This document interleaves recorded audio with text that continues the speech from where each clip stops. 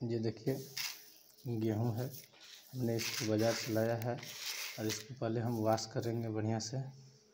देखिए इसमें मट्टी रहता है, कंकड़ रहता है, इसी के लिए धोना बहुत ज़रूरी होता है। तो हम चलते हैं, पहले इसको हम पानी के पास, नल के पास ले जाते हैं। इधर थोड़ा अंधेरा है तो उसमें हम पानी को ऐड करेंगे और इसमें भी नहीं, अभी हम कल 4-5 बार जो है इसको पानी में धोएंगे। इसको थोड़ा फिलहाल फूलने के लिए देते हैं।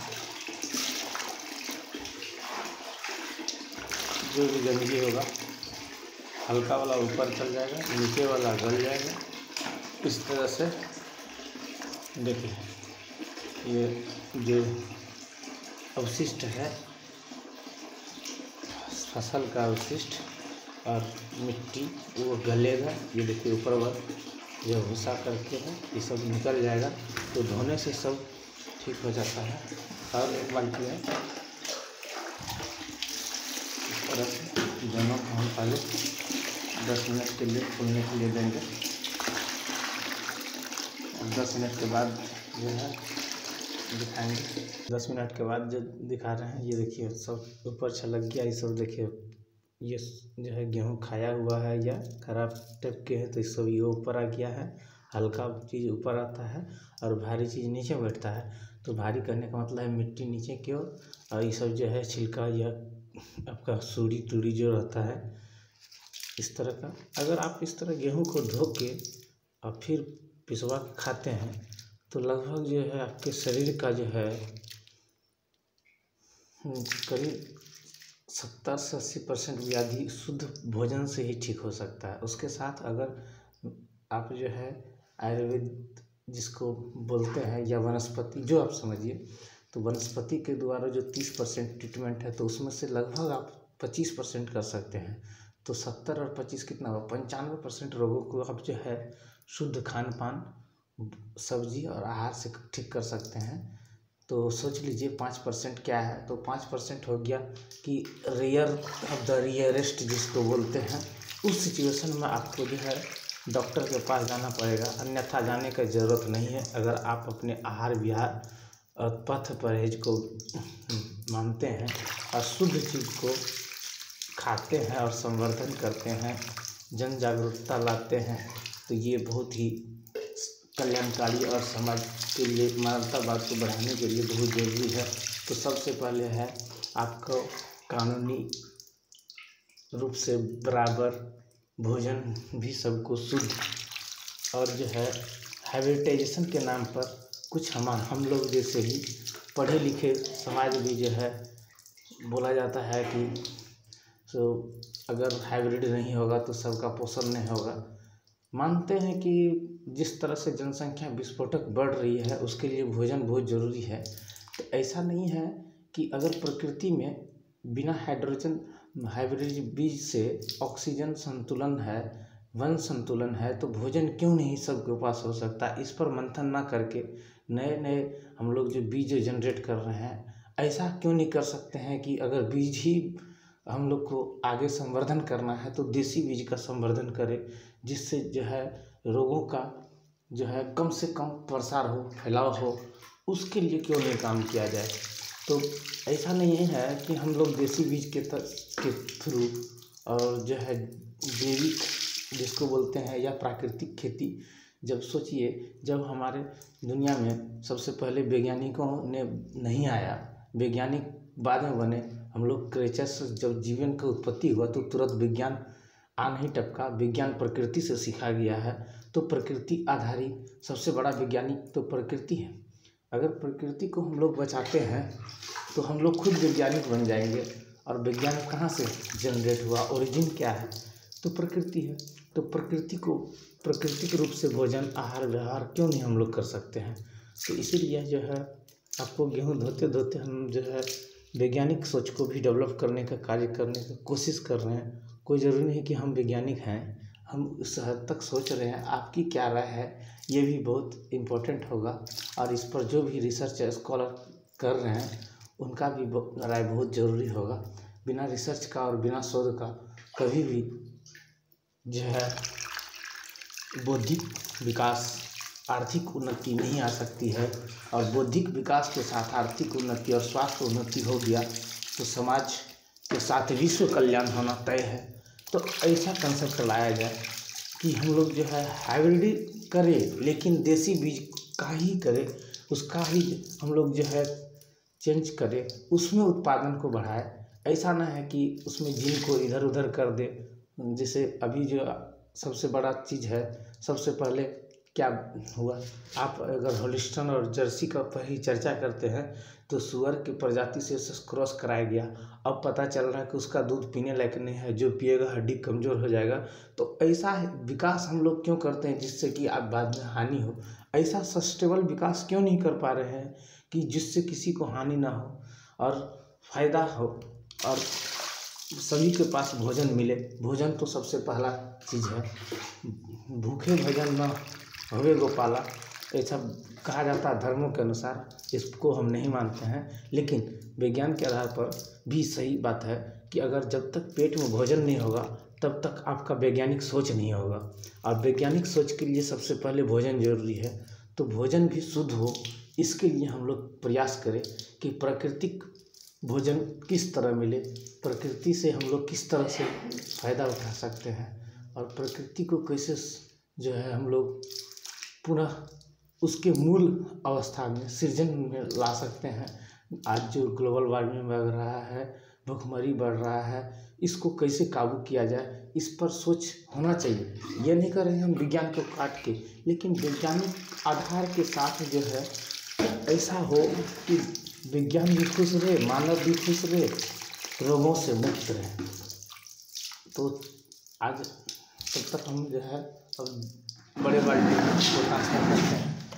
ये हो गया, देखिए ऊपर का गंदगी चल गया, इसको दूसरे बाल्टी में, बड़ा बाल्टी में डाल रहे हैं। तो इस तरह से धोने के बाद जो है इसको फिर सुखाएंगे। फिर सुखाने के बाद ऐसे तो हाथ के चक्की से पीस के खाना बहुत ज़रूरी है। कबीर जी का जो कहा गया, जिससे हमको भोजन मिले वही भगवान, ये गलत नहीं है। अगर भगवान के कंसेप्ट को मानते हैं तो कबीर जी वैज्ञानिक सोच के व्यक्ति थे। इससे ये पता चलता है, क्योंकि आप जिस चीज़ को खाते हैं और जिस पर उसको बनाते हैं, वास्तविक भगवान तो वो होता है कि आपको जो है जीवन दे रहा है। तो जीवन को आधार देने वाला ही भगवान होना चाहिए। ऐसा ना है कि मूर्तियों में भगवान कैद हो और उसके पास हम चढ़ावा भी करें, वो खा भी ना पाए और कुछ दे भी ना पाए और उसके पीछे पागल पड़े। तो कबीर जी का जो कहना था, पहले खानी फिर स्नानी, इसका लोग गलत कंसेप्ट ले लिए कि वो कह रहे थे खानी का मतलब है जानो, पहले जानो फिर मानो। लेकिन अभी के कंसेप्ट में अलग है। लोग एक पूजा करने के लिए जा रहा है, दूसरा उसके पीछे भेड़ और सुअर की चाल में चल रहे हैं। ये बहुत ही खतरनाक है। तब पूजा कीजिए, कबीर जी पूजा किए अपने जो है, जहाँ से आपका भोजन और जो है आपके जीवन को आधार मिले, परिवर्तन हो, आत्मा जो होता है परमात्मा।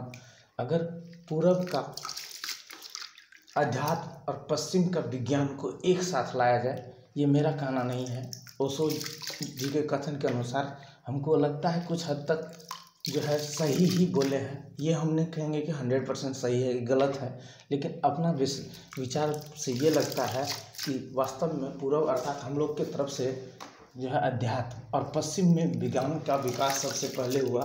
तो ये दोनों मिलके अगर एक संतुलन बनाते हैं तो वास्तविक जो है मानवतावाद आ खड़ा होगा और सभी का कल्याण होगा, विश्व का कल्याण होगा। तो इस पर जो है अब आगे हम लोग को कार्य करने की ज़रूरत है। और जो है कोई भी रोग को पेंडेमिक बोला जाता है, तो किस आधार पर पेंडेमिक बोला जाता है? विज्ञान जो मानता है मृत्यु रेट, ये जो भी खंडन करने के लिए जो है वैज्ञानिक रिसर्च होना चाहिए जिसको सभी मानने दे। ऐसा ना कि केवल वैक्सीन बेचने और जो है व्यापार करने के लिए विज्ञापन हो, ये भी खतरनाक है। जैसे कि अभी कुछ समय पहले से पेंडेमिक के नाम से जो है बहुत बड़ा माया जाल और व्यापारवाद को बढ़ाया गया, ये भी खतरनाक है।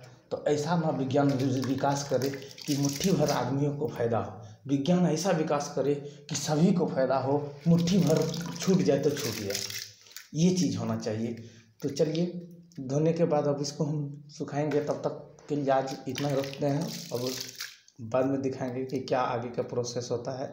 एक हाथ से थोड़ा असुविधा हो रही है। देखिए मेरा गेहूँ जो है बढ़िया से धुआ गया है, तभी से फ्लैश ऑफ था, इसके लिए बुझा रहा था लाइट प्रॉब्लम, लेकिन फ्लैश ऑन किए तो दिख रहा है सब कुछ फ्रेश फ्रेश।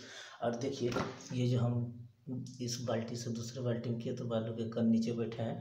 अगर इससे ही बढ़िया तरीका हो तो आप भी रिकमेंड करें और अपने से धोए उस तरह। और इस तरह से धोने के बाद जो है अब इसको छान लेंगे पहले बढ़िया से।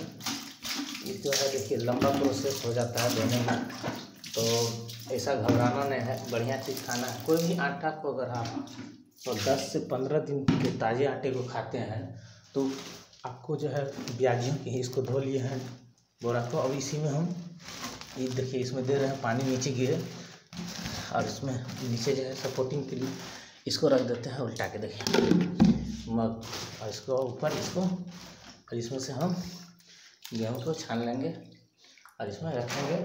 फिर इसको पानी गिरने के आधा घंटा पौने घंटा के बाद धूप में सुखाएंगे। इस तरह का प्रोसेस सुखाने के बाद जो है फिर पिसवाएंगे, ताकि हाथ की चक्की तो यहाँ अवेलेबल नहीं है। हम लोग स्टूडेंट होके जो है धो के फिर पिसवा के खा रहे हैं। क्यों खा रहे हैं कि देखिए स्टूडेंट लाइफ सीखने और सिखाने का होता है, तो हम जो सीखे हैं उसको जो है सिखाने के लिए पर्पस से ये छोटी छोटी वीडियो बना के आपको ज्ञान सागर चमन चैनल के माध्यम से जानकारी देने का प्रयास कर रहे हैं। अगर बढ़िया है तो आप लोग ज़रूर लाइक शेयर और सब्सक्राइब करें। जो है बोलने का तो बहुत कोई बोलते हैं कैसे करो वैसे करो, लेकिन उसको अमल में ला के कितना यूज करते हैं ये सबसे बड़ी बात है, और वही करना चाहिए। क्योंकि वैज्ञानिक कंसेप्ट तभी विकसित हो सकता है जब आप प्रयोग और परीक्षण करते हैं और सततता को जानते हैं। तो उसी तरह से जो है प्राकृतिक खेती, जैविक भोजन, विष मुक्त भोजन के लिए जो है आपको अपना से प्रयास करना होगा। छोटे छोटे प्रयास से बड़े बड़े कार्य होते हैं। जैसे बिहार में जो है आपका गया में दशरथ माझी छेनी हथौड़ा से अपनी पत्नी की मृत्यु के बाद जो है एक उस बड़े रास्ते को छोटे रास्ते में तब्दील किया, पत्थर तोड़ के, वो भी एक दिन में नहीं हुआ। उसी तरह हजारों ऐसे उदाहरण हैं। ये तो नज़दीक का उदाहरण था इसीलिए हम बताएं। उसके साथ में जहाँ पे भी देखिए जब भी कुछ परिवर्तन हुआ है तो उसके पीछे छोटा छोटा कार्य भी होता है, लेकिन आगे जाके वो बड़ा कार्य में कन्वर्ट होता है। तो ऐसा नहीं कि क्या नहीं हो सकता है, आप करके तो देखिए। पैकेट का भोजन और अपना से मेहनत का भोजन, इसमें आपको अलग ही सुकून आएगा। और सबसे पहले अगर प्रसन्नता आ गया कि भोजन शुद्ध है तो आपका बीमारी ऐसे ही मुक्त होने लगेगा। इसलिए भोजन को शुद्ध करें, और शुद्ध करने का पूरा प्रोसेस जो है छोटे छोटे प्रयोग से है।